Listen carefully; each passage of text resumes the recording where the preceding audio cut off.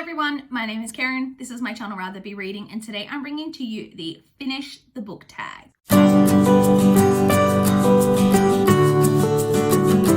So I tried to find the original of this, and I think the video has been taken down. I couldn't find the original, but I saw this on Chloe from Always Books channel, so I'll leave a link to her channel down below in case you haven't already subscribed to her. You should do, but let's just jump straight in. So the first question is, do you keep a list of books you have read? So yes, I guess. So I use Goodreads. I have used Goodreads since I think 2013, and I've used it pretty religiously ever since I first discovered it. So I'm pretty sure every book I've read since I first discovered it is recorded on Goodreads. I do also, for the last 3 or 4 years, keep reading spreadsheets for each year where I do catalog all of the books that I read. So I do definitely keep a list of the books that I've read. Question 2 is, if you record stats, what stats do you record? I do record stats. So as I just mentioned, I do have a reading spreadsheet that records a lot kind of information. Some I pay more attention to than others, but so my standard reading spreadsheet obviously has like title, author, the dates that I've read it, like when I started, when I finished. It's got details. I record details of like the gender of the author, whether they be female, male, non-binary, or whether it's a duo or more than one author. The country that the book, I go by the country that it's set in. So if the book is like a fantasy book, then I just leave that either blank or I record it as being like a fantasy setting. I record the age group that the book is targeted towards, whether it be like adult, YA, middle grade, children's, etc. I record the genre. I record like what the length of the book, like so whether it be like a novel or a novella or a graphic trade or something like that. I record the formats, whether I read it in paperback, hardcover, ebook, audiobook. If it's an audiobook, I note down who the narrator is. If it's an audiobook, I note down how long the audiobook is, like how many hours. I note down whether I've read the book in physical format, digital format. I record how many page numbers. I record publication year. I record the publisher. I record my star rating, obviously. I record where I got the book, so whether I got it from the library or whether it's a book that I owned, whether I purchased it, like whether I got it as an ARC, etc. If I acquired it, whether I got it new or used, the place that I got it from, so if it's the library, but if I bought it, like where I bought it from, if it's part of a series, whether it's the start of a series, an ongoing series, a completed series, where in the series I'm up to. I try to record if there's any diversity in the book, and then whether if it's a book on my TBR, whether it was on my TBR from this year or a previous year. So that's just in my like reading stats. Is there anything else? I do keep a separate spreadsheet where I record, but I think this is all made up of things that I like. So I also keep track of like my monthly stats because I include them. So like I track things by the month where I total like how many books I read each month, my average star rating each month, all of those things that you see in my monthly wrap-up video. So I record a lot of information. Some of it I pay more attention to than others. Like I don't pay that much attention to who the publisher is of a book. Like I don't really care who published it. If I want to read it, I want to read it. But it is all things that I note down. Question 3 is, do you give star ratings for books? And if so, what do you score books out of and how do you come about the score? So I do rate books. I rate books out of 5. I use the 5-star rating method. That is just basically being prescribed by Goodreads. That is how so I never used to rate books prior to Goodreads because I wasn't involved in any kind of reading community. I was literally just reading books for myself. But I do rate books out of 5. How I come to the score is very much based, I would say 90% is just on my gut feel, is just how I feel about the book. I do sometimes then like objectively add a little bit extra or take a little bit off for certain things if there's something that stands out to me. Like for example, in the recent reads video that I posted most recently before this, I read a book that I said was probably more of a 3.5, but I did give it an extra 0.25 to bump it to 3.75 because it had a really great opening that I thought was kind of worth more. And I do the same with like a deduction that I might say it's probably more of a 3-star, but something in this I thought was really terribly done, and so I've like taken off part of a rating. And that's not always done by like on a 0.25 level. I may take off a whole half star, a whole star. It just really depends on how great that thing was or how egregious I found that thing.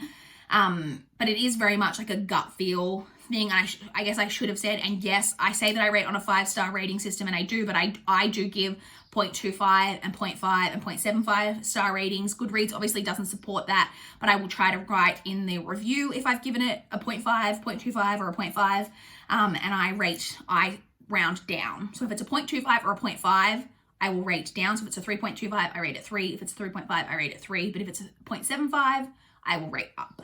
So that is how my rating scale kind of works, if that made any sense whatsoever. Question 4 is, do you review books? Yes, I review them right here on my Goodreads channel. I, for a while, a couple of years ago, used to write a review for every single book that I read on Goodreads. I've gotten really slack about that, and I am now more of the mindset that I will just write a review if I have something to say. If I have a particular opinion or there's something I really want to say about it, I will write a Goodreads review.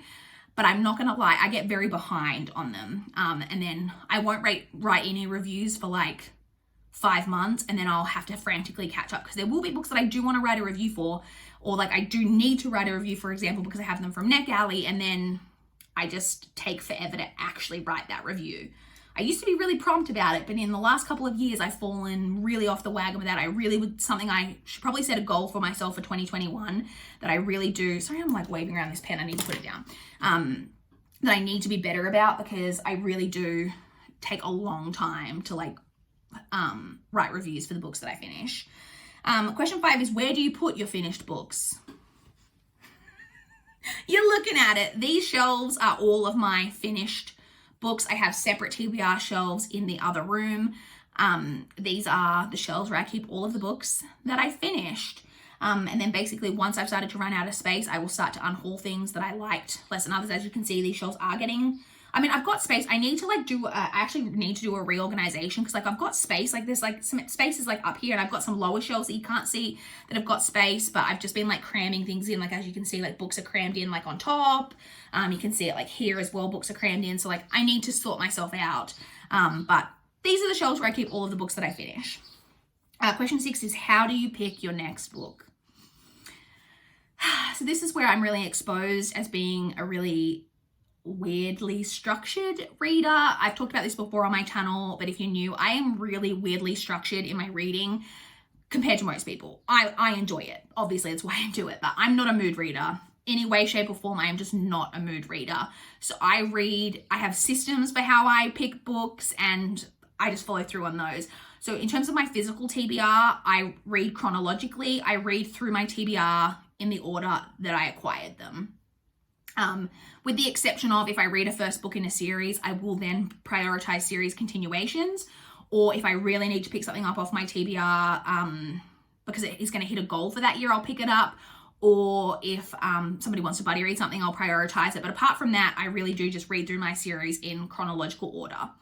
And then similar with my library books, I read my library books in the order that I acquired them. That just makes sense because of due dates. Obviously, if you read the ones that you just got, the ones that you've had out for ages are going to become due, and then you won't have read them. Similarly with my NetGalley ARCs, I don't read those in the order that I acquired them, but I read them based on the publication date. I try to prioritize them based on reading them based on their publication date. And then similarly with the books on my Kindle, I try to read those. I've been trying to work my way basically again through them in the order that I acquired them. I go basically to the end of my Kindle and then find the first book, the oldest book on there that I haven't read yet, and that's the next one that I'll read.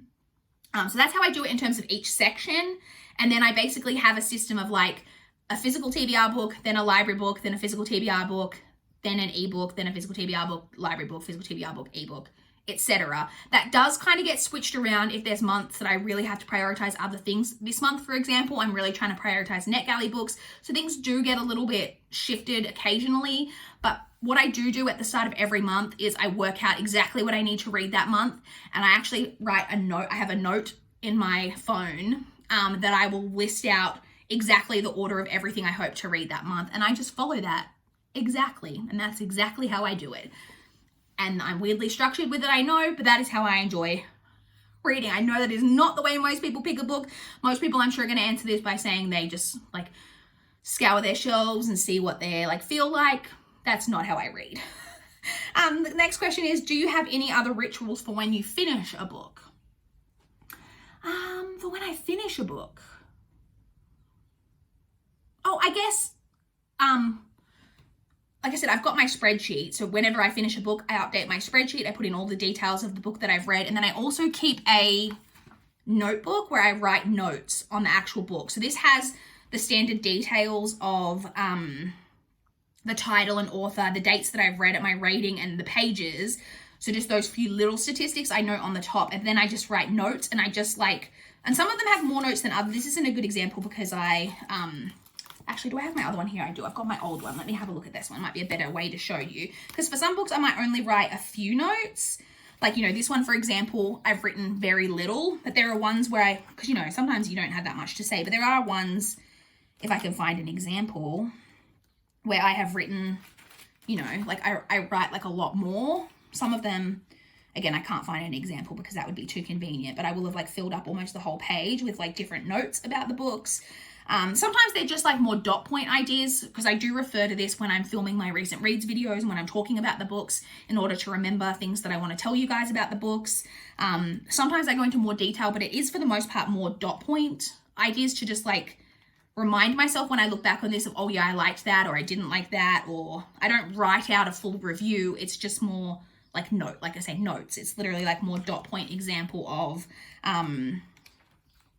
my thoughts on a book. I'm just trying to see if I can find an example of where I've written a lot. I can't. I also do normally, I try to note down the narrator of audiobooks in here as well, because that is something I try to tell you guys when I'm talking about books. So I do, but as you guys will know if you watch my recent reads, I often forget to note down the narrator, but it is something I try to note in there as well. But apart from filling out my spreadsheet and like writing in my notebooks, I don't really have any other rituals. I obviously mark it as complete on Goodreads, rate it, all of those things that we've kind of already touched on in this video. But apart from that, I don't have any other rituals. And the final question, question 8, is just, who do you tag? I'm not going to tag anyone specific to do this because I'm not sure kind of who's done it or who's interested in doing this. But if this is a tag that you are interested in doing, then I suggest, because I find this type of thing of like how people read, like whether they keep really detailed statistics like I do and have really weird systems for reading like I do, or if they're more like fly by the seat of the pants, mood people, I find that all really fascinating. So I would love to see anyone who wants to do this tag, but I'm not going to tag anyone specific. So that's it. I would love to chat with you guys in the comments down below.